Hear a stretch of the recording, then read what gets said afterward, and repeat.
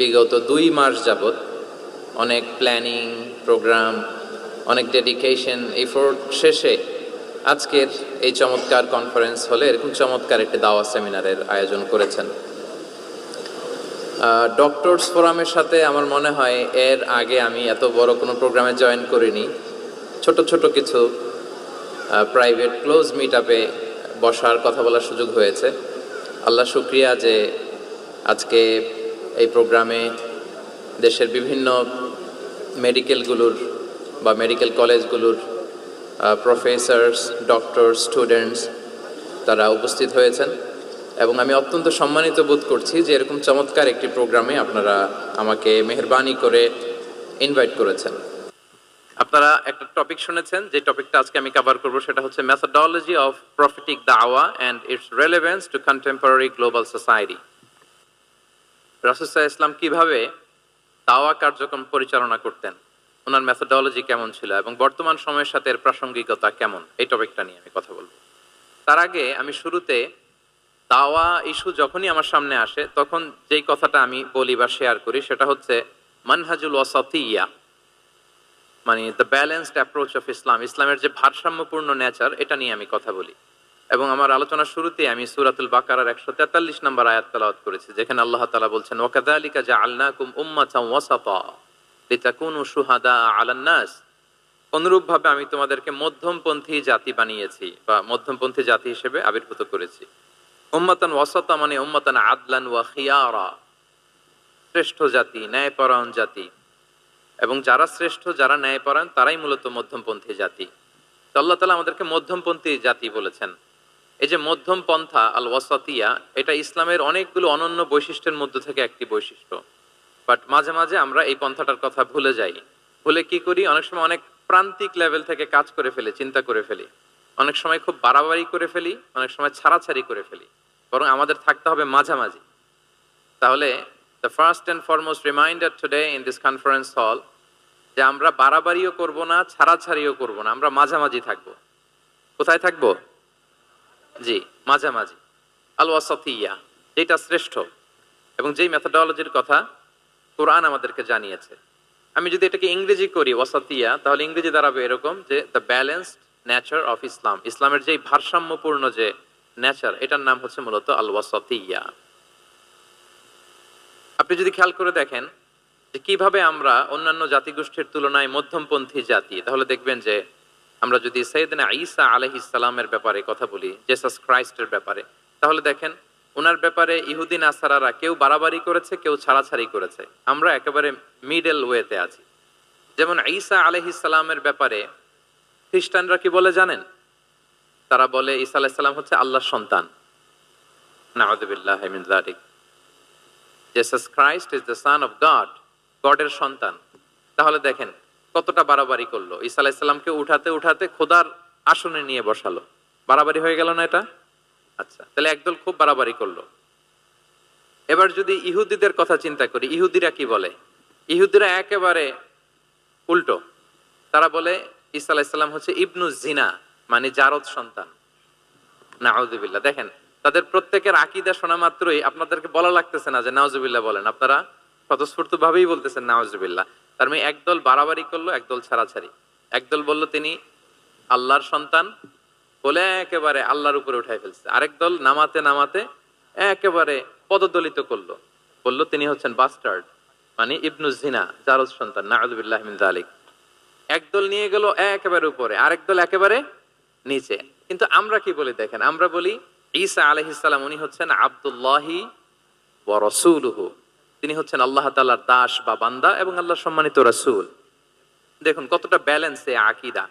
আমরা আব্দুল্লাহ বলার মধ্য দিয়ে বেসিক্যালি নাসারাদেরকে রিফিউট করি, তাদের প্রতিবাদ করি আমরা যে তোমরা যে বলেছো আল্লাহ সন্তান না, ওইদিকে উঠানো যাবে না, নিচে নামায় নিয়ে আসো, উনি আব্দুল্লাহ, আল্লাহর দাস। আর রাসূলুহু, সম্মানিত রাসূল বলে আমরা বেসিক্যালি ইহুদিদেরকে রিফিউট করি, তাদের প্রতিবাদ করি। আমরা বলি যে না, তোমরা যে বলেছো উনি জারদ সন্তান না, ওনার সম্মানকে পদদলিত করা যাবে না, উপরে উঠাইতে হবে, উঠায় রাসূল ও সম্মানিত রাসূল। তাহলে নাসারাদের আকীদা থেকে আমরা নিচে নেমে আসলাম, ইহুদিদের আকীদা থেকে আমরা উপরের দিকে গেলাম। ফলে এটা কি হলো? ব্যালেন্স হলো, ভারসাম্যপূর্ণ হলো। মধ্যম পন্থা হলো। তো আশা করি মধ্যম পন্থার উদাহরণটা বুঝতে পেরেছেন। আরেকটা ছোট্ট উদাহরণ দেই।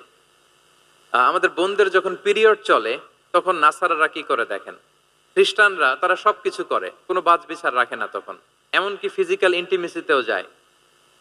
যখন আমাদের বোনদের পিরিয়ড চলে তখন তারা ফিজিক্যাল ইন্টিমেসিতেও যায়, কোনো বাজ বিচার নাই। এটা হচ্ছে নাসারাদের অবস্থান। আর ইহুদিদের কি অবস্থান? এরা এই 5 দিন 7 দিন আমাদের বোনদের যখন পিরিয়ড চলে তখন তারা তাদের স্ত্রীদেরকে ধরবে না, ছোবে না, স্পর্শ করবে না, একসাথে বসবেও না। তাদের ঘরে আলাদা একটা স্পেশাল রুম রাখে, ওই রুমের ভিতরে, ওই ঘরের ভিতরে তাদের 5 দিন 7 দিন ওইখানে কাটাইতে হয়। তোমরা আবার সুস্থ হলে তারপরে আসবো। দেখেন, একদল খুব বাড়াবাড়ি করলো, আরেক দল ছাড়াছাড়ি করলো। কিন্তু আমাদের ইসলামে আমরা ব্যালেন্স, যে বোনদের যখন পিরিয়ড চলে হাজবেন্ড ওয়াইফ তখন স্বাভাবিক মেলামেশা, কথাবার্তা, ঘরের টুকিটাকি কাজ সবই করতে পারবে, ইল্লাল জিমা, যেটা আমরা ফিজিক্যাল ইন্টিমেসি বলি, ওইটা ছাড়া আমরা সবই করতে পারবো। তাহলে দেখেন, এই দুইটা উদাহরণ আমি সামনে আনলাম এজন্য যে এই যে মানহাজুল ওয়াসাতিয়াতি ওয়াল ইতিদাল, মধ্যম পন্থার কথা আমরা যেটা বলি, যেটাকে দিয়ে আল্লাহ তাআলা আমাদেরকে সম্মানিত করেছেন যে ওয়াকাযালিকা জাআলনাকুম উম্মাতান ওয়াসাতা, তোমাদেরকে আমি মধ্যমপন্থী জাতি বানিয়েছি, তোমাদের মধ্যে বাড়াবাড়িও থাকবে না, ছাড়াছাড়িও থাকবে না, বরং আমরা হব মধ্যমপন্থী। আমরা কি হব? কি হব? কিছুদিন আগে বোধহয় দেখলাম ওই যে ছাত্ররা যে দল করতেছে ওইটাও মধ্যমপন্থা নাম দিয়ে দিছে। আবার আজকের এই আলোচনা করে কোন বিপদে পড়ি, পরে বলবে যে তো বোধহয় ছাত্রদেরকে সাপোর্ট করতেছে ভেতরে ভেতরে। না, ওই ছাত্রদের মধ্যমপন্থার কথা বলতেছি না, ইসলাম যে মানহাজুল ওয়াসাতিয়ার কথা বলেছে সেটার কথা বললাম। তো প্রিয় ভাইয়েরা, প্রথম কথা হচ্ছে আপনি যখন দাওয়া বলবেন তখন আমাকে মধ্যম পন্থা বলতেই হবে। আমরা যখন ইসলাম শিখবো, শিখাবো, ইসলাম বুঝবো, বুঝাবো, এই সব ক্ষেত্রে আমাদেরকে মধ্যম পন্থা অবলম্বন করতে হবে। আমাদের খেয়াল রাখতে হবে আমরা যেন এক্সট্রিম লাইনে না যাই, আবার খুব এক্সট্রা লিবারেল যেন না হয়ে যায়, আমরা যেন মধ্যমপন্থী একটা অবস্থানে থাকি। এবং দাওয়া দেওয়ার ক্ষেত্রে এটাই বলা হয়েছে, আল্লাহ তাআলা বলছেন উদউ ইলা সাবিলি রাব্বিকা বিল হিকমাতি ওয়াল মাউইদাতিল হাসানাতি ওয়াজাদিলহুম বিল্লাতি হিয়া আহসান। নবী, আপনি লোকদেরকে আল্লাহর পথে ডাকুন বিল হিকমা, প্রজ্ঞার সাথে, সুন্দর সুন্দর উপদেশ সহকারে, এবং কখনো তর্ক বিতর্কে জড়ানো লাগলে সেটা উত্তম ভাবে আপনাকে জড়াতে হবে। তার মানে এই যে ইসলাম বোঝার ক্ষেত্রে, প্রচারের ক্ষেত্রে মধ্যম পন্থার নীতি, যেটা প্রজ্ঞা বা সুন্দর উপদেশমালা দিয়ে দাওয়াত দেওয়া, এটাও মূলত মধ্যম পন্থারই বহিঃপ্রকাশ। আমরা যখন কোনো দাওয়া কাজ করব অলওয়েজ মাথায় রাখতে হবে যে আমি বাড়াবাড়ি যেন না করি, আমি আবার ছাড়াছাড়িও যেন না করি, আমি যেন মাঝামাঝি থাকি। তো এই যে দাওয়া আমরা দিচ্ছি, দাওয়াটা কি? বেসিক্যালি এটা হচ্ছে একটা কমিউনিকেশন, রাইট? এই যে আমি কথা বলতেছি, আপনারা শুনতেছেন, ইমাম সাহেব খুতবা দিচ্ছেন, আমরা সেটা শুনি, স্ট্রিট দাওয়া হয়, বিভিন্ন রকম দাওয়া এখন হচ্ছে, এগুলো basically communication. And this communication should be full of wisdom and beautiful advice. এটাই মূলত আল ওয়াসাতিয়া, মানহাজুল ওয়াসাতিয়া, মধ্যম পন্থা। আমি যে বিশ্ববিদ্যালয় থেকে ব্যাচেলর করেছি, ওই বিশ্ববিদ্যালয়ের একটা স্লোগান আছে, মানহাজুল ওয়াসাতিয়াতি ওয়াল ইতিদাল। ওনারা মধ্যম পন্থার কথা বলে। তো আমি যেহেতু এই বিশ্ববিদ্যালয় আল আজহারের গ্রাজুয়েট, আমি যেখানেই যাই একটু করে আমি এই আল ওয়াসাতিয়ার কথাটা বলি, প্রিয় ভাইরা। তো দাওয়া যেহেতু কমিউনিকেশন, আমরা ওরাল দাওয়া দিয়ে থাকি, কিন্তু বেসিকলি ওরাল দাওয়ার চেয়ে যেটা প্র্যাকটিক্যাল দাওয়া, থিওরিটিক্যাল দাওয়ার চেয়ে প্র্যাকটিক্যাল দাওয়াটা এটা বেশি ইফেক্টিভ, বেশি প্রোডাক্টিভ। আমরা যখন তাফসির মাহফিল করি, আমরা খুতবা দেই, আলোচনা করি, এটা থেকে তো মানুষ শিখে। কিন্তু আমি যদি আমার আচরণ দিয়ে কোনো একটা মেসেজ দিতে পারি, ওইটা মানুষের হৃদয়ে বেশি দাগ কাটে, বেশি মনে থাকে, খুব বেশি মনে থাকবে। এটার সুযোগ আপনাদের বেশি। যেমন আমি যদি একটা কোরআনের আয়াতের কথা বলি, এটার খুব একটা মূল্যায়ন নাই, কারণ উনি হুজুর মানুষ, উনি তো কোরআনই বলবে। কিন্তু একজন ডক্টর যখন কোরআনের আয়াত বলে, তখন বলে দেখছো মাশাআল্লাহ, একজন ডক্টর, সে চিকিৎসা বিজ্ঞানে এত বড় এক্সপার্টিজের পর আবার কোরআনও জানে। ওই কথা কিন্তু আমিও বলছি, আমার দাম নাই। কিন্তু আপনাদেরকে কত সম্মানের চোখে দেখা হচ্ছে। আবার দেখেন, 5 ওয়াক্ত সালাত আদায় করা জামাতের সাথে, ফরজ সালাতগুলো, এটা তো মানে করতেই হবে, কম্পালসারি। এটা করে তো খুব বেশি ক্রেডিট নেওয়ার কিছু নাই, আমরা সবাই পড়ি। কিন্তু একজন ডাক্তার যখন নামাজ পড়ে, খেয়াল করে দেখবেন, একজন ডক্টর যখন চেম্বারে রোগীদেরকে রেখে বলে যে ওখানে যদি লেখা থাকে যে সালাতের সময় বিরতি থাকবে, বা বলা হয় যে এই ডাক্তার কিন্তু রোগী বসিয়ে রেখে নামাজটা পড়ে এসে আবার রোগী দেখা শুরু করে, এটা সবাই খুব পজিটিভলি নেয়, যে দেখো এত ব্যস্ততার পরেও চাইলে এই সময় রোগী দেখতে পারতো, কিন্তু উনি নামাজ পড়ে। দেখেন, একই কোরআনের কথা আমিও বললাম, আপনিও বললেন, আপনার মর্যাদা কত বেশি। আমিও জামাতে নামাজ পড়ি, ইমামতি করাই, আর আপনি যে একটু তাড়াতাড়ি করে নামাজটা পড়ে চলে আসেন, এটাতে আপনার এপ্রিসিয়েশন কত বেশি।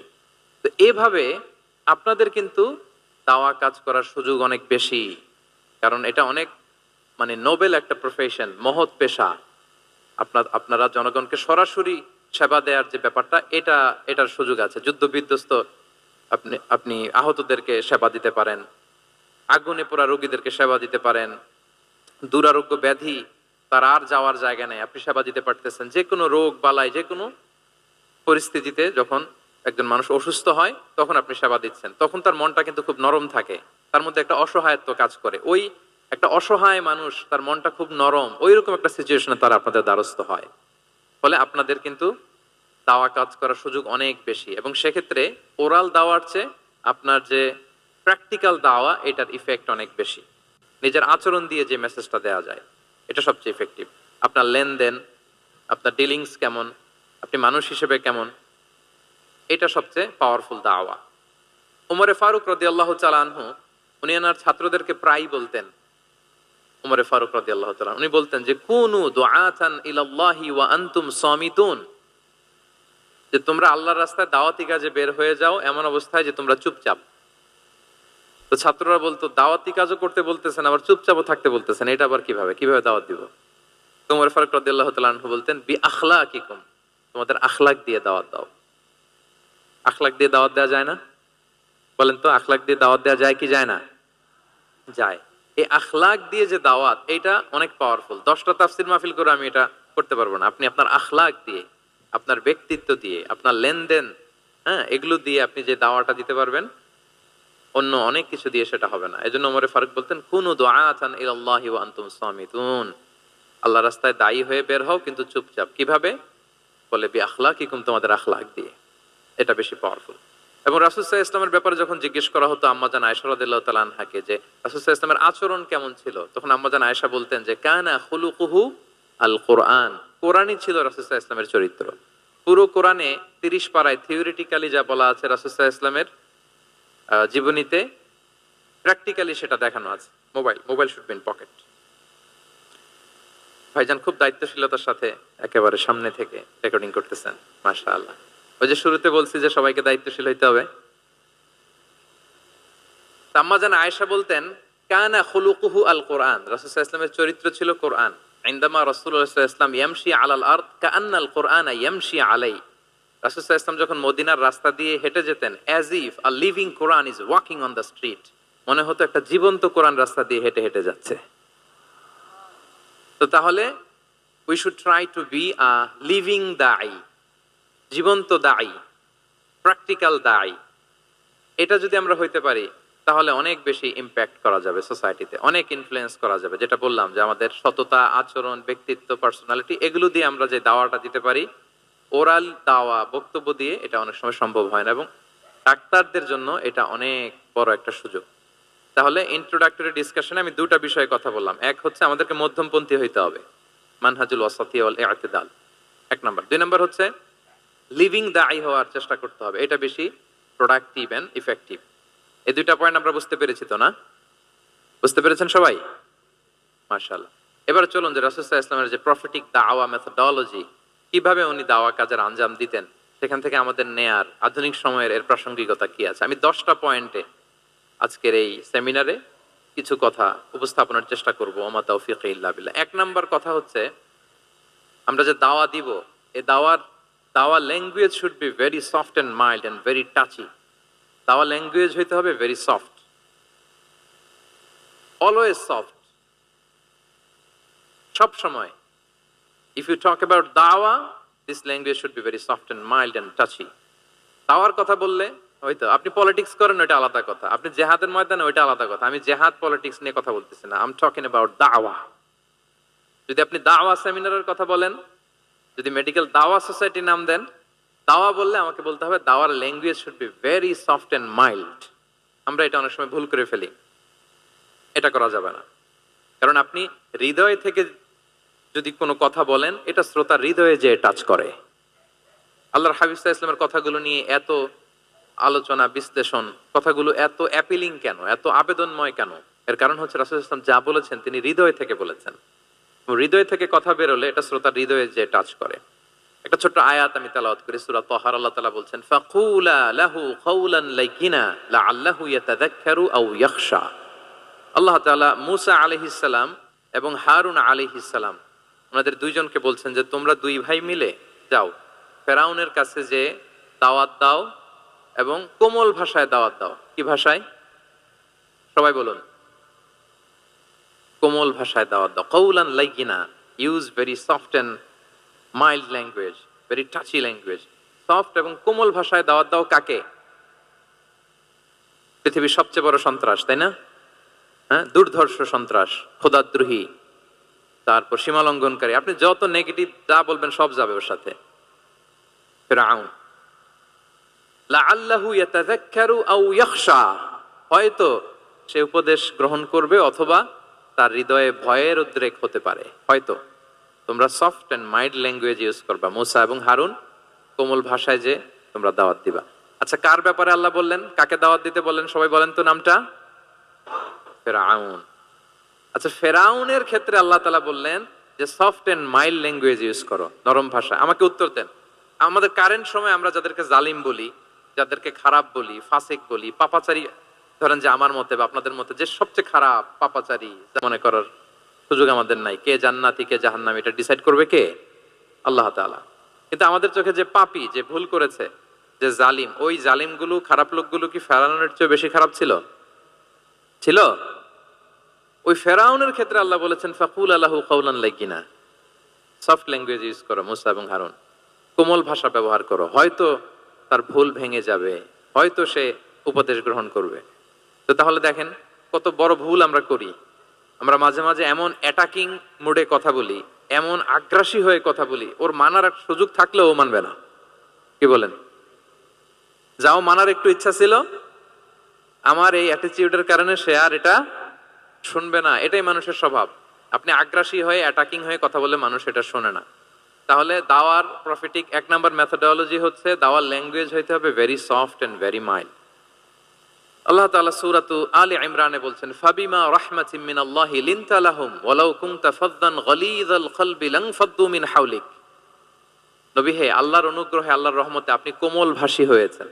আপনি কোমল ভাষী না হয়ে যদি রূঢ় ভাষী হতেন তাহলে মানুষজন আপনার কাছ থেকে ভেগে ভেগে পালাতো।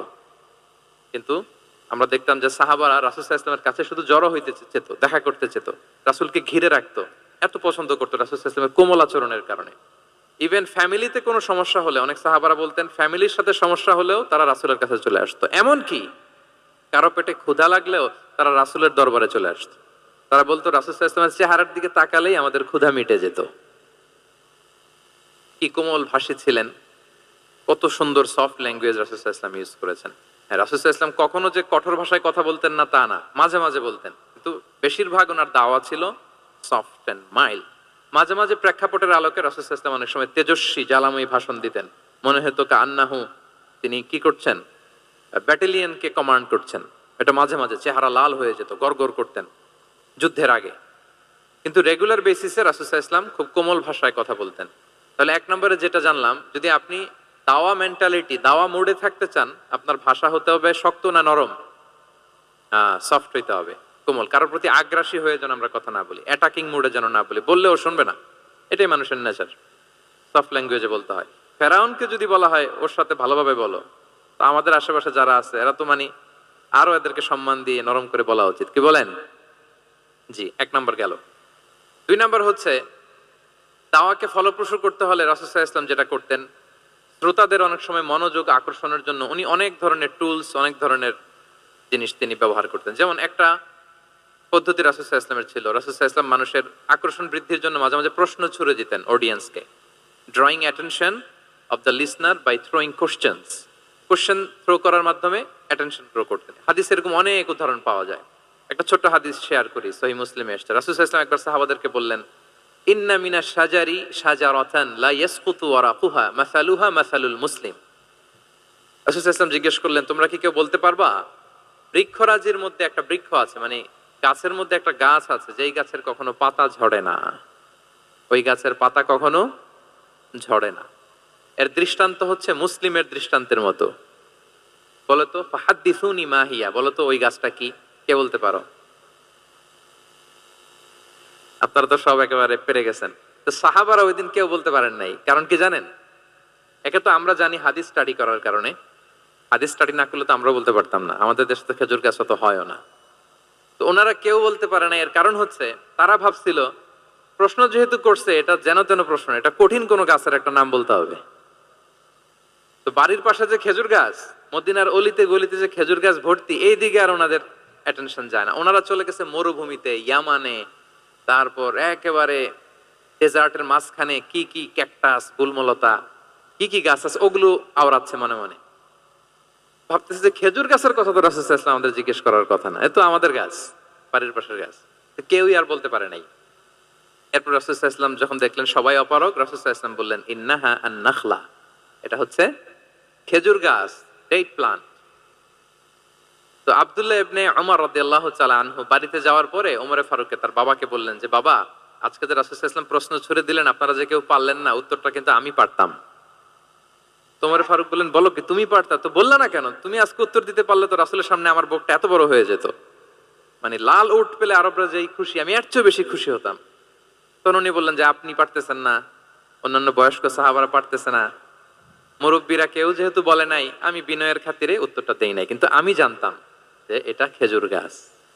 তাহলে দেখেন রাসূল সাল্লাল্লাহু আলাইহি ওয়াসাল্লাম অ্যাটেনশনটাকে ড্র করার জন্য প্রশ্ন ছুড়ে দিতেন। তো এই প্রশ্ন ছুড়ে দিয়ে কিন্তু আমরা মানুষের দৃষ্টি আকর্ষণ করতে হবে। আপনারা তো মানে প্রশ্ন ছড়াই তো আপনাদের কাজ, যে কি অবস্থা, শরীরটা কেমন, পেট ঠিক আছে কিনা, ঘুম হয় কিনা, কমন প্রশ্ন না আপনাদের? আপনাদের কাছে গেলেই তো প্রথমে জিজ্ঞেস করে যে হজম হয় কিনা, তারপর ঘুম আসে কিনা, এই হয় কিনা, অনেক প্রশ্ন আপনারা করেন। তো এইভাবে আপনি যদি আস্তে আস্তে প্রশ্নের ছলে যদি তাকে আপনি দাওয়া দিতে চান, আপনি কিন্তু দিতে পারেন। এটা রাসূল সাল্লাল্লাহু আলাইহি ওয়াসাল্লামের একটা দাওয়া মেথোডোলজি ছিল। দুইটা বলে ফেললাম, একটা হচ্ছে দাওয়ার ল্যাঙ্গুয়েজ হতে হবে অনেক শক্ত, নাকি? হ্যাঁ, নরম, সফট এন্ড মাইল্ড। দুই নাম্বার হচ্ছে প্রশ্ন ছুড়ে দিয়ে শ্রোতাকে আকর্ষণ করা, মনোযোগ আকর্ষণ করা। তিন নাম্বার ভিজুয়াল এক্সপ্লেনেশন, রাসূল সাল্লাল্লাহু আলাইহি ওয়াসাল্লাম এটা করতেন যাতে করে আরো সহজে বোঝানোর জন্য। এটা নিশ্চয়ই আপনারা করেন। রাসূল সাল্লাল্লাহু আলাইহি ওয়াসাল্লামের দাওয়া জিন্দেগিতে দেখা যায় প্রায় সময় কিছু উনি ভিজুয়াল এক্সপ্লেনেশন নিয়ে এসেছেন সাহাবাদের সামনে, যাতে করে সাহাবারা to get a better idea of the issue, আরো ইজিলি বুঝতে পারেন। যেমন একবার রাসূল সাল্লাল্লাহু আলাইহি ওয়াসাল্লাম অনাথ ইয়েতিমদেরকে যারা দেখভাল করে তাদের কি মর্যাদা, এটা বোঝাতে যে রাসূল সাল্লাল্লাহু আলাইহি ওয়াসাল্লাম দুই আঙ্গুল উঁচু করে একবার বললেন যে, আনা ওয়া কাফিলুল ইয়াতীমি ফিল জান্নাতি কাহাতাইন। আমার আঙ্গুল দুটো দেখতে পাচ্ছেন আপনারা সবাই? দুইটা আঙ্গুল উঁচু করেন তো এইভাবে। মানুষ তো মনে করবে ভিক্টরি সাইন দেখাই দিছে আমরা। এই যে, তো রাসূল সাল্লাল্লাহু আলাইহি ওয়াসাল্লাম বললেন, আনা ওয়া কাফিলুল ইয়াতীমি কাহাতাইন, হাত নামান। অর্থাৎ আমি এবং এতিমের রক্ষণাবেক্ষণকারী কিয়ামতের দিন এভাবে কাছাকাছি প্রতিবেশী হয়ে থাকবো।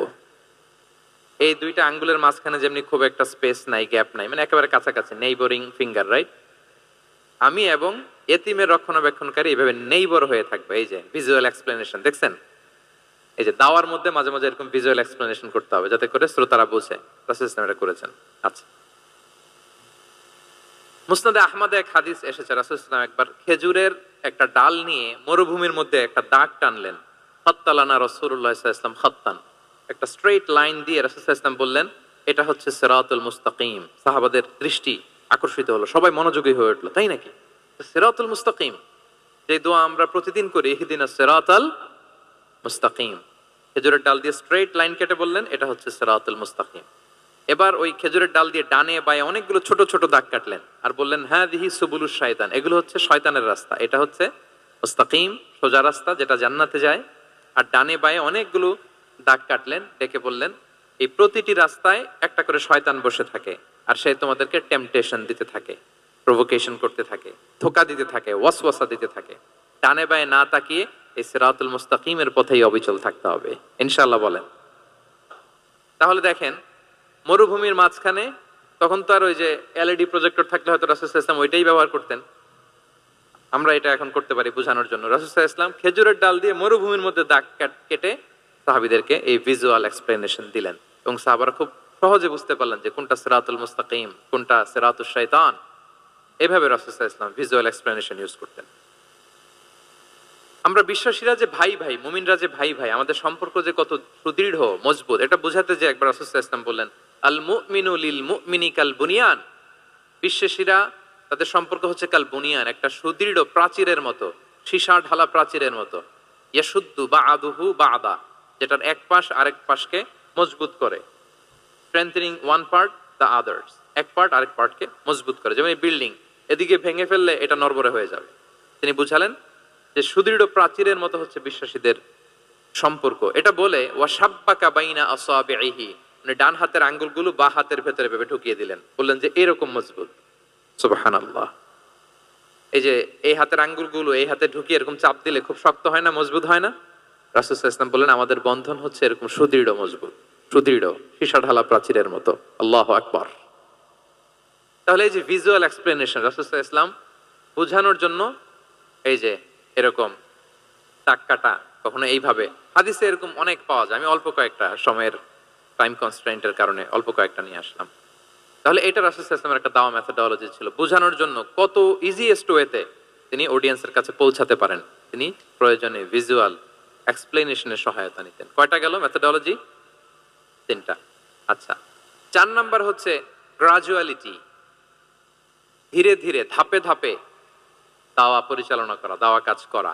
এটাতে অনেক সময় আমরা ভুল করে ফেলি। আমরা অনেক সময় একটু রাশিং মেন্টালিটিতে থাকি, তাড়াহুড়ো। একজন ভাই নতুন দিনে ফিরছে, আগে হয়তো সংশয়বাদী ছিল, নাস্তিক ছিল, প্র্যাকটিস করতো না, এখন সে প্র্যাকটিসের ইচ্ছা করছে। এই সুযোগ পেয়ে আমি তারে বলা শুরু করলাম নামাজ পড়তে হবে, রোজা রাখতে হবে, যাকাত দিতে হবে, তোমার ওয়াইফকে পর্দা করাইতে হবে, হালাল হারাম ও কয়েক সারছে, আমার সম্ভব না। ও বলবে ভাই আগে যা ছিলাম ওইটাই ভালো ছিল, এতগুলো তো আমি মানতে পারবো না। এই যে আপনি তাকে দিন থেকে ভাগালেন, আপনার দাওয়া মেথোডোলজি জানা না থাকার কারণে আপনি তাকে ভাগালেন। একসাথে আপনি এত কথা বলবেন না। নতুন যখন কেউ দিনে ফিরে তাকে আপনি একসাথে এত কথা বলবেন না। নতুন যখন কোনো বোন ইসলামে আসতে চায় তাকে আপনি কঠিন করে বলবেন না। উপরে আমাদের বোনরা আছে, তাদেরকেও আমি বলবো সহজ করে বলেন। প্রথমে নামাজের কথা বলেন, নামাজ আস্তে আস্তে পড়ুক যতটুকু পারুক। প্রথমে হয়তো 5 ওয়াক্ত পারবে না, 1 ওয়াক্ত 2 ওয়াক্ত দিয়ে শুরু করবে, এরপর আস্তে আস্তে 5 ওয়াক্ত যাবে।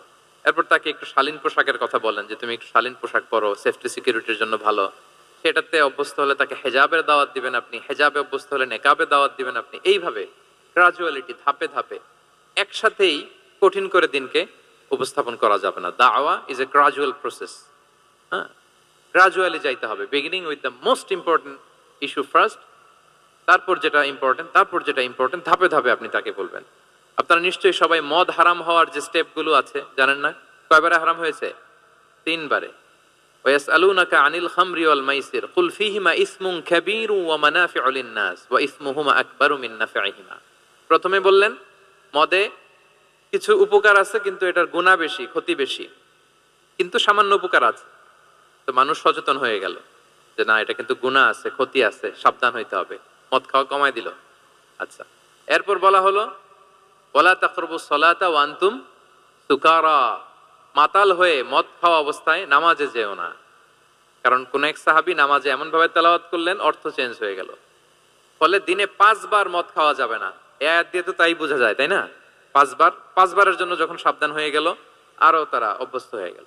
এরপরে নাজিল হলো ইন্নামাল খামরু ওয়াল মাইসিরু ওয়াল আনসাবু ওয়াল আজলামু রিজসুম মিন আমালিশ শাইতানি ফাজতানিবু। মদ, জুয়া, ভাগ্যলিপি এগুলো শয়তানের কাজ, এগুলো থেকে বেঁচে থাকো। সবাই মদিনার ঘরের ভেতরে মদের বোতল যেগুলো ছিল ভেঙে সব রাস্তায় মদ দিয়ে মদিনার অলিগলি সয়লাভ। সুবহানাল্লাহ, কারো কষ্ট হয়নি, কারণ ধাপে ধাপে মদকে হারাম করা হয়েছে। কেউ যদি চেইন স্মোকার থাকে, আপনি যদি বলেন যে স্মোকিং হারাম, কালকে থেকে একটাও খেতে পারবে না, ও পারবে? ও তো মারা যাবে। ও সব বাদ দিতে পারবে, স্মোকিং বাদ দিতে পারবে না। তো কি করবেন? তাকে আপনি অল্প অল্প করে, যে একটু একটু করে ছাড়ো। এই যে রমজান আসতেছে, সারাদিন তো করতেই পারবা না, রাতে 2-3টা করে খাইও, বেশি খাইও না। না মানে ছাড়ানোর জন্য বলতেছে আর কি। যে 10টা খায় তারা যদি আপনি 2টা খাইতে বলেন, এটা তো আপনি দাওয়াই দিলেন নাকি, কমাইতে বললেন তো। সিগারেটের প্রতি তার উৎসাহিত করতেছি না আমরা। চেইন স্মোকার ও 10টা ছাড়া হয় না প্রতিদিন। তো এই রমজানে আপনি তারা বললেন যে সারাদিন তো তুমি না খেয়ে থাকবা, রাতে 1টা 2টা বা 3টা গেল। প্রথম দশকে 3টা, এরপরের দশকে 2টা, তারপরের দশকে 1টা। যে 1টা খায় তারপরের দিন তো সে চাইলে ছেড়েও দিতে পারে, কি বলেন? এইভাবে গ্রাজুয়ালি তাকে ছাড়ানোর জন্য অভ্যস্ত করতে হবে। তাহলে এই গ্রাজুয়ালিটিটা দরকার। আমি হাদিস থেকে, সিরাত থেকে একটা উদাহরণ দেই, শুনুন। রাসূল সাল্লাল্লাহু আলাইহি ওয়াসাল্লাম মুআয ইবনে জাবাল রাদিয়াল্লাহু তাআলা আনহুকে ইয়ামানের গভর্নর করে পাঠালেন। তো তখন তাকে বললেন যে মুআয, ইন্নাকা তাআতি কওমান মিন আহলিল কিতাব, তোমাকে এমন একটা এলাকার গভর্নর করে পাঠাচ্ছি, তারা কিন্তু আহলে কিতাব, মানে people of the books, Jews and Christian community, তারা ইহুদি খ্রিস্টান। তো তাদেরকে যখন দাওয়াত দিবা ধাপে ধাপে দিবা। কিভাবে দিবা? তিনি বললেন, ফাদউহুম ইলা শাহাদাতি আন লা ইলাহা ইল্লাল্লাহ ওয়া আন্না মুহাম্মাদুর রাসূলুল্লাহ। প্রথমে দাওয়াত দিবা তাওহীদ আর রিসালাতের। আওয়াজ করে বলেন, প্রথমে কিসের? তাওহীদ এবং রিসালাতের। আচ্ছা, ফা ইনহুম আতাউ লিযালিক, তারা যখন এটা মেনে নেয়। আরবিটা খেয়াল করেছেন অর্থটা? ফা ইনহুম আতাউ লিযালিক, তাওহীদ রিসালাত যদি মেনে নেয় তাহলে তাদেরকে 5 ওয়াক্ত নামাজের দাওয়াত দিও। আচ্ছা, 5 ওয়াক্ত নামাজে যখন তারা অভ্যস্ত হয়ে যায়, ফা ইনহুম আতাউ লিযালিক, যখন তারা এটাও মেনে নেয় তখন তাদেরকে যাকাতের আদেশ করো। সুবহানাল্লাহ, সুবহানাল্লাহ। দেখেন, ধাপে ধাপে একবারে সবগুলো বিধান একবারে তাদের সাথে শেয়ার করতে বলেননি। প্রথমে তাওহীদের, রিসালাতের, মেনে নিলে সালাতের, মেনে নিলে যাকাতের, ধাপে ধাপে। তাহলে একবারে কেউ নতুন যখন দিনে ফিরেছে একবারে সবকিছু তার ঘাড়ে চাপিয়ে দিবেন আপনি? কি করবেন? গ্রাজুয়ালি, ধাপে ধাপে আমরা এই দাওয়াটা তাদেরকে দেওয়ার চেষ্টা করব। এটা খুব ইফেক্টিভ হবে, ফলপ্রসূ হবে। কয়টা বললাম আমরা? 4টা। আপনাদের মনোযোগ আছে তো? বোরিং হচ্ছেন না তো? একটু বোরিং বোরিং লাগতেছে আপনাদের? হওয়ার কথা, যেহেতু সেই সকাল থেকে আমি শুনলাম 11টা থেকে প্রোগ্রাম। তো যারা দূর থেকে আসছেন নিশ্চয়ই ফজরের পরে রওনা দিয়ে। ঢাকার বাইরে থেকে আসছেন কারা কারা দেখি তো একটু।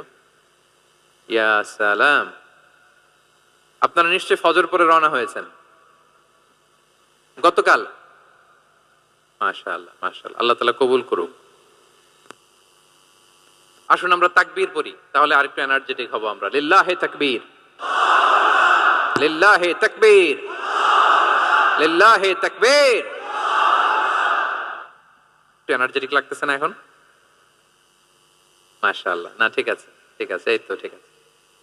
আচ্ছা, 4টা কভার করে ফেলেছি। 5 নাম্বার হচ্ছে দাওয়ার মধ্যে ইমোশনাল ইন্টেলিজেন্স ইউজ করতে হবে, তাহলে এটা মোর ইফেক্টিভ হবে। মানে আপনি মানুষের আবেগ অনুভূতি নাড়িয়ে দিয়ে যদি দাওয়া দিতে পারেন, এটা তার শুদ্ধাচারের জন্য অনেক কাজে দেবে। ইমোশনাল ইন্টেলিজেন্স মানে তার আবেগ, ইমোশনকে আপনি ট্রিগার আপ করবেন, ওইটাতে আপনি টাচ করবেন, তাহলে দেখবেন যে সে একেবারে কাবু হয়ে গেছে। এটা রাসূল সাল্লাল্লাহু আলাইহি ওয়াসাল্লামের সিরাতে আমরা অনেক সময় দেখেছি যে ইমোশনাল ইন্টেলিজেন্সকে কাজে লাগিয়ে রাসূল সাল্লাল্লাহু আলাইহি ওয়াসাল্লাম তার আবেগ অনুভূতিতে এমন ভাবে নাড়া দিয়েছেন, তাকে আল্লাহ তাআলা হেদায়েতের রাস্তায় নিয়ে এসেছে। সুবহানাল্লাহ, বিহামদিহি। একটা ছোট্ট উদাহরণ দেই, মুসনাদে আহমদ ইবনে হাম্বলের হাদিস। কিভাবে ইমোশনাল ইন্টেলিজেন্স রাসূল সাল্লাল্লাহু আলাইহি ওয়াসাল্লাম ইউজ করতেন, আবেগ অনুভূতিকে কিভাবে নাড়া দিতেন রাসূল সাল্লাল্লাহু আলাইহি ওয়াসাল্লাম। এক যুবক এসে সাহাবাদের সামনে রাসূল সাল্লাল্লাহু আলাইহি ওয়াসাল্লামকে বললেন, ইয়া রাসূলুল্লাহ ইযান লি বিজিনা, হে আল্লাহর রাসূল আপনি আমাকে জিনার অনুমতি দেন। নাউযুবিল্লাহ। কিসের? জিনার, মানে ব্যভিচারের অনুমতি দেন। ব্যভিচার বা জিনার অনুমতি দেন। আশেপাশের সাহাবারা তো রেগে মেগে আগুন। ফাআকবাল আল কওমু আলাইহি ফাজারু, সবাই তাকে দৌড়ে ধরতে গেল আর ধমকাতে লাগলো, ছি ছি ছি, মা মা। আমরা যেটা বাংলায় বলি ছি ছি, আরবিতে ওনারা কি বলে? মা মা, ছি ছি, কি বলো তুমি? লজ্জা শরমের মাথা খেয়ে তুমি রাসূলুল্লাহর দরবারে এসে বলতেছো, হে আল্লাহর রাসূল আপনি জিনার অনুমতি দেন। যে রাসূল আল্লাহর পক্ষ থেকে বাণী শোনায়, ওয়ালা তাকরাবুজ জিনা, তোমরা ব্যভিচারের নিকটবর্তীও হয়ো না, আর তুমি সেই নবীর কাছে এসে আবদার করতেছো জিনার অনুমতি দেন।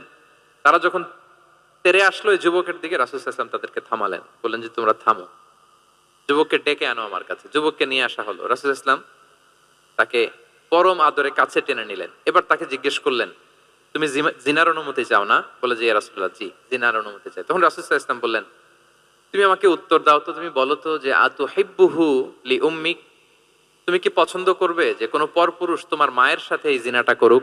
তোমার এটা ভালো লাগবে? সে বলে, লা ইয়া রাসূলুল্লাহ, না, কখনো না, আমার মায়ের সাথে কেউ এই পাপাচারে লিপ্ত হবে এটা কোনো মানুষ মেনে নেবে না। আমি কেন, কেউ মেনে নেবে না। তারপর রাসূল সাল্লাল্লাহু আলাইহি ওয়াসাল্লাম তাকে বললেন, আতুহিব্বুহু লিবনাতিক, তুমি তোমার কলিজার টুকরা সন্তান, কন্যা সন্তানের সাথে, তোমার কন্যার সাথে কেউ এই পাপ কাজটা করুক, এটা তুমি মেনে নিবে? এটা তুমি পছন্দ করো? সে বলল, লা ইয়া রাসূলুল্লাহ, হে আল্লাহর রাসূল কখনো কালেও না, কখনো মানবো না, আমার মেয়ের সাথে কেউ এই কাজ করবে আমি কখনো মানবো না। রাসূল সাল্লাল্লাহু আলাইহি ওয়াসাল্লাম আবার তাকে প্রশ্নবাণে জর্জরিত করতে লাগলেন। আবার বললেন, আতুহিব্বুহু লি উখতিক, তুমি কি তোমার প্রিয় বোনের সাথে কেউ এটা করুক, এই পাপাচারে লিপ্ত হোক, জিনা করুক, পছন্দ করবে? তোমার বোনকে কেউ এরকম করবে? অপমান করবে, এটা চাইবে তুমি? বলে কখনো না, লা ইয়া রাসূলুল্লাহ, কখনো না, কেউই তো পছন্দ করবে না এটা। তখন রাসূল ইসলাম বললেন, তুমি যার সাথে জিনার অনুমতি চাইছো সে তো কারো না কারো মা, কারো না কারো মেয়ে, কারো না কারো বোন, তুমি এভাবে কেন ভাবতে পারো না? সুবহানাল্লাহ বিহামদি। এই কথা বলার পরে তো সে একেবারে ইমোশনালি এমন ড্যামেজ হয়েছে, লজ্জায় কাচুমাচু হয়ে মাথা নিচু করে দাঁড়ায়। তখন রাসূল ইসলাম তার পিঠে একটা আলতো চাপড় মারলেন, পরম মমতায় আলতো চাপড় দিয়ে তার জন্য দোয়া করলেন, আল্লাহুম্মা গফির যামবাহ ওয়া তাহহির কলবাহ ওয়া হাসসিন ফারজাহ। আল্লাহ তুমি এই যুবকের পাপ মোচন করো, আল্লাহ তুমি তার অন্তরটাকে পরিশুদ্ধ করো, আল্লাহ তুমি তার চরিত্রটাকে নিষ্কলুষ করো। এই হাদিসের রাবি উনি বলতেছেন, ফালাম ইয়াকুন বা'দা যালিকাল ফাতা ইয়ালতাফিতু ইলা শাই। ওই দিনের পর থেকে এই যুবক কখনো কোনো পরনারীর দিকে রাস্তায় তাকায় নাই। এই ইমোশনালি যখন তাকে দুর্বল করা হলো, তাকে যখন এইভাবে রাসূল সাল্লাল্লাহু আলাইহি ওয়াসাল্লাম প্রেজেন্টেশন করলেন, হাদিসের বর্ণনাকারী বলেন এরপরে আমরা কোনোদিন তাকে পরনারীর দিকে তাকাতে দেখি নাই। তার হৃদয়টাকে আল্লাহ তাআলা পরিশুদ্ধ করে দেন। রাসূল সাল্লাল্লাহু আলাইহি ওয়াসাল্লাম ওয়ায়ুযাক্কিহিম, কিভাবে মানুষকে পরিশুদ্ধ করতে দেখেন, কিভাবে তার আবেগ অনুভূতিকে নাড়িয়ে তার চিন্তার জগতে আলোড়ন সৃষ্টি করে তাকে এমন ভাবে কাবু করলেন যে রাসূল সাল্লাল্লাহু আলাইহি ওয়াসাল্লাম যেই দিকে তাকে গাইড করতেছে এখন সে সেদিকেই যেতে বাধ্য। তো এইটা আমাদেরকে করতে হবে, ইমোশনাল ইন্টেলিজেন্স কাজে লাগিয়ে মানুষের আবেগ অনুভূতিতে নাড়া দিয়ে যদি আপনি তাকে কোনো কথা, কোনো বার্তা, কোনো নাসিহাত করেন, তখন সেটা সে শুনে, এমন শুনে এমন ভাবে সে হেদায়েতের পথে আসে যেটা আমরা কল্পনাও করতে পারি না। তাহলে এটা যেন আমরা করি, এটা খুবই প্রোডাক্টিভ, এটা খুবই ইফেক্টিভ, এটা খুবই ফ্রুটফুল, কাজে দেয় মানুষকে ইমোশনালি তাকে দেওয়া। এই পয়েন্টটা বুঝতে পেরেছেন তো সবাই, না? আলহামদুলিল্লাহ। কয়টা গেল? 5টা। 6 নাম্বার মেথোডোলজি হচ্ছে দাওয়া should be full of love. দাওয়া বললে এটার সাথে লাভ থাকতে হবে, লাভ, ভালোবাসা। যদি আপনি দাওয়া বলেন এখানে লাভ থাকতে হবে।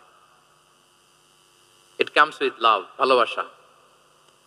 ভালোবাসা দিয়ে আপনি মানুষের হৃদয় জয় করতে হবে। আমরা দায়ীরা অনেক সময় বেশি জাজমেন্টাল হয়ে যাই। আরব শায়েকরা বলে যে নাহনু দুআত লাসনা কুদাত, আমরা দাঈ, আমরা জাজ নই, উই আর নট জাজেস। আমাদের অনেক দায়ীরা আমরা ভুল করে ফেলি, আমরা বলি যে ও খারাপ, ও এটা, ও জাহান্নামী, ও খারিজ, এরকম আমরা সবাইকে নাকচ করি। মনে হয় যেন সবাইরে জাহান্নামে পাঠাই, আমি একা জান্নাতে যেতে পারলেই সফল। আচ্ছা বলেন তো, সব গেল জাহান্নামে, আপনি একা শুধু জান্নাতে, ভাল লাগবে আপনার? এই যে আজকে আমরা এখানে সবাই ছাত্র, শিক্ষক, ডিস্টিংগুইশড গেস্টরা, উপরে আমাদের বোনরা, কত ভালো লাগতেছে না? ধরেন যে 2500 সিটিং ক্যাপাসিটির এই চীন মৈত্রী সম্মেলন কেন্দ্রে কেউ নাই, শুধু আপনি একা। এই বিশাল হল রুমে কেউ নাই, আপনি একা, ভাল লাগবে? তখন মিস্টার বিনের মতো হা হু করা লাগবে, শুধু একা একা, ঠিক না? তো সবাইকে জাহান্নামে পাঠিয়ে শুধু আমি জান্নাতে গেলে এটা আমার ভাল লাগবে না ওই জান্নাতে। তা আমরা কিভাবে আমাদের জান্নাতের দলকে ভারী করতে পারি, এই চেষ্টাটা আমাদের বেশি বেশি করতে হবে, কি বলেন? তাহলে দাওয়া should be full of love, কারণ ভালোবাসা দিয়ে যা জয় করা যায় কঠোরতা দিয়ে তা পারা যায় না। ভালোবাসা দিয়ে আপনি যেটা করতে পারবেন, কঠোরতা দিয়ে কখনো সেটা করতে পারবেন। আসুন আমরা হাদিস থেকে শুনি, সিরাত থেকে শুনি। আল্লাহর হাবিব সাল্লাল্লাহু আলাইহি ওয়াসাল্লাম মসজিদে নববীতে বসে আছেন সাহাবাদেরকে নিয়ে। হঠাৎ এক বেদুইনের আগমন। বেদুইন মানে যার মধ্যে নগর জীবনের কোনো নিয়ম কানুন সে দেখেনি, জানে না, বুঝে না। সিভিলাইজেশন বলতে যেটা বুঝি, ভদ্রতা, কার্টিসি, ম্যানার, এটা সে শিখেনি। এরকম এক বেদুইন অনেক দূর পল্লী থেকে মদিনার মসজিদে নববীতে এসেছে, কিন্তু সে ইসলাম ধর্ম গ্রহণ করেছে, মুসলিম। তো মসজিদে ঢুকে সে 2 রাকাত নামাজ পড়তেছে। এসে যে রাসূলকে সালাম দিবে, কথা, ওই কার্টিসিটাও নাই। রাসূল সাল্লাল্লাহু আলাইহি ওয়াসাল্লাম বসা ওইদিকে সাহাবাদের নিয়ে, সে তার মতো এসে এক জায়গায় মসজিদের সাথে তার উট বেঁধে সে 2 রাকাত নামাজ পড়ে দোয়া করতেছে আল্লাহর কাছে। কি দোয়া জানেন? দোয়ার মধ্যেও কাটিসি নাই। দোয়াতে বলে, ইয়া আল্লাহ, আল্লাহুম্মা আরহামনি ওয়ারহাম মুহাম্মাদা ওয়ালা তারহাম মা'ানা আহাদা। মানে আল্লাহ তুমি শুধু আমারে রহম করো আর মুহাম্মদ সাল্লাল্লাহু আলাইহি ওয়াসাল্লামরে রহম করো, আমাদের সাথে আর কাউরে রহম করো না তুমি। বেদুইন, তার মধ্যে আদাবু দোয়া, দোয়ার যে একটা এটিকেটস আছে এটা তো তার জানা নাই। দোয়ায় অন্যদের জন্য দোয়া করলে যে নিজের লাভ এটা সে জানতো না। আমি যদি বলি যে আল্লাহ এই ভাইদেরকে তুমি কবুল করো, তখন ফেরেশতারা বলে আল্লাহ যিনি দোয়া করতেছে আগে তাকে তুমি কবুল করো। কেউ অসুস্থ, আমি যদি বলি আল্লাহ আমার এই ভাইকে তুমি সুস্থ করো, আল্লাহর ফেরেশতারা বলে আল্লাহ যিনি দোয়া করলেন আগে তার রোগ বালাই থাকলে আগে তাকে সুস্থ করো। এই যে দোয়ার এটিকেটস, আদাব দোয়া, এটা সে জানতো না। সে দোয়া করতেছে আল্লাহুম্মা আরহামনি ওয়ারহাম মুহাম্মাদা ওয়ালা তারহাম মা'ানা আহাদা, শুধু আমারে রহম করো, মুহাম্মদ সাল্লাল্লাহু আলাইহি ওয়াসাল্লাম রহম করো, আর কাউরে না। তো রাসূল সাল্লাল্লাহু আলাইহি ওয়াসাল্লাম দূর থেকে দেখতেছেন এই দোয়া, আর বলতেছেন যে হায় রে, একটা প্রশস্ত জিনিসকে সে সংকীর্ণ বানায় ফেললো। আল্লাহর কাছে কি রহমের কোনো কমতি বা ঘাটতি আছে? নাই। সে তো দোয়াতে সবাইকে ইনক্লুড করতে পারতো। তো রাহমাতাল লিল আলামিন আল্লাহর হাবিব সাল্লাল্লাহু আলাইহি ওয়াসাল্লাম তিনি বুঝতে পেরেছেন যে এই লোকটা আসলে বেদুইন, তার মধ্যে ওই কার্টিসি নাই। তো তিনি ফলো করতে লাগলেন যে দেখি লোকটা কি করে। তো লোকটা দোয়া টোয়া করেই এবার যে মসজিদের এক কর্নারে বসে ওখানেই পেশাব করা শুরু করলো। মানে কোনো কার্টিসি, নিয়ম, ভদ্রতা তার জানা নাই। তো তাকে পেশাব করতে দেখে বাকি লোকেরা তো তাকে ধরতে গেল, মারতে গেল। রাসূল সাল্লাল্লাহু আলাইহি ওয়াসাল্লাম বললেন দাউ, রাখো রাখো, আরে থামো থামো, ওকে কাজ সারতে দাও, ওকে ওর কাজ সারতে দাও। কারণ আপনারা এটা ভালো জানেন যে ওয়াশরুম সারা অবস্থায় যদি কেউ বাইরে থেকে জোরে ডাক দেয় তাহলে অবস্থা খারাপ আছে, ঠিক কিনা বলেন? কেউ টয়লেট সারতেছে ওয়াশরুমে, তখন যদি আপনি জোরে নক করেন এটা তার ক্ষতি হয়, কারণ আগে তাকে ওইটা পাস করতে হবে স্মুথলি। এটাও একটা এটিকেট যে কেউ ওয়াশরুমে গেল, আমাকেও যেতে হবে, তো আমি যে বারবার ডিস্টার্ব না করে ওখানে একটু পায়চারা করতে পারি, একটু হালকা মৃদু শব্দে কাশি দিতে পারি, আমি যে বাইরে আছি, সামওয়ান ইজ ওয়েটিং আউটসাইড, এটা তাকে বুঝাতে পারি। কিন্তু অনেকে যে কি করে, ধাম ধাম করার যখন শুরু করে ওই বেচারার তো অবস্থা টাইট। এটা যেন আমরা না করি, এই শিক্ষাটা কিন্তু এই হাদিস থেকে পাই। রাসূল সাল্লাল্লাহু আলাইহি ওয়াসাল্লাম বললেন দাউ দাউ, রাখো রাখো, আরে ছাড়ো ছাড়ো, ও তো এখন করতেছে, ইউরিন পাস করতেছে, রাখো, ওটাও সারুক, আগে সারুক, আমরা পরে ডিল করি। তো সবাইকে তিনি থামালেন, ও সারলো। এবার রাসূল সাল্লাল্লাহু আলাইহি ওয়াসাল্লাম বললেন এবার তোমরা যে ওয়াহারিকু আলা বাউলিহি সাজলান মিন মা, যেহেতু মসজিদে নববীর ফ্লোর ছিল বালুর ফ্লোর, শুকিয়ে যাবে, বললেন যে ওর পেশাব করা জায়গার উপর এক বালতি পানি ঢেলে দাও। সাহাবারা দিল। আর এই বেদুইন লোককে রাসূল সাল্লাল্লাহু আলাইহি ওয়াসাল্লাম কাছে টেনে নিলেন, যে তাকে খুব ভালোবাসা দিয়ে বললেন কি অবস্থা তোমার, কোত্থেকে আসছো, সব খোঁজ খবর নিয়ে বললেন যে তুমি যে এইখানে নামাজ পড়লা, এরপরে আবার এই কাজটা সারলা, তুমি কি জানো এইখানে আল্লাহর জিকির করা হয়, এটা আমাদের ইবাদতগাহ, এখানে আমরা রবের জিকির করি, তার কাছে ফরিয়াদ করি, সবাই মিলে এই কমিউনিটির সবাই এখানে আসে, এই কমিউনিটির, মদিনার কমিউনিটির সবাই মিলে নারী পুরুষ নির্বিশেষে আমরা এসে এখানে আল্লাহর কাছে ফরিয়াদ করি, দোয়া করি, ইবাদত করি, কোরআন তেলাওয়াত করি, এটা আমাদের ইবাদতগাহ। এইখানে কি এমন কাজটা করা তোমার ঠিক হলো? সে তো লজ্জায় কাচুমাচু হয়ে রাসূল সাল্লাল্লাহু আলাইহি ওয়াসাল্লামের কাছে ক্ষমা চাইতেছে। সুবহানাল্লাহি বিহামদি। একটা কঠিন পরিস্থিতিকে ভালোবাসা দিয়ে রাসূল সাল্লাল্লাহু আলাইহি ওয়াসাল্লাম কোথায় নিয়ে যেতেন, এটাকে পুরো হিস্ট্রি পাল্টে দিতেন, সিনারিও পাল্টে দিতেন।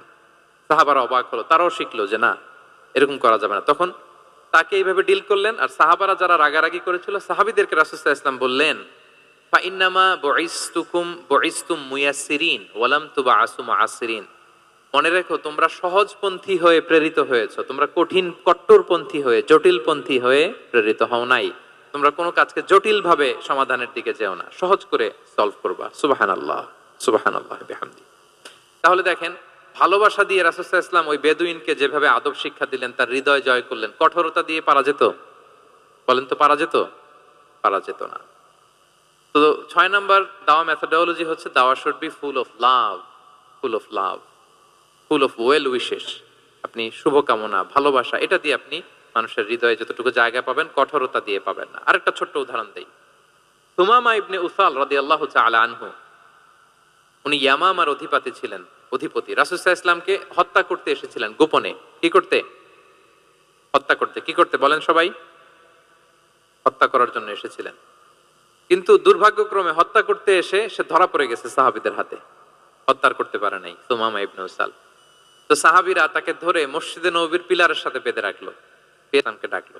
তারা বললো যে ইয়া রাসূলুল্লাহ, দেখেন ইয়ামামা থেকে আসছে সুমামা ইবনে উসাল, আপনাকে হত্যা করবার জন্য তাকে আমরা ধরে ফেলেছি, আমরা বেঁধে রেখেছি। তো রাসূল ইসলাম তার কাছে যে তার খোঁজ খবর নিলেন প্রথম দিন, এবং তার সামনে যথারীতি তাওহীদ এবং রিসালার দাওয়াত দিলেন।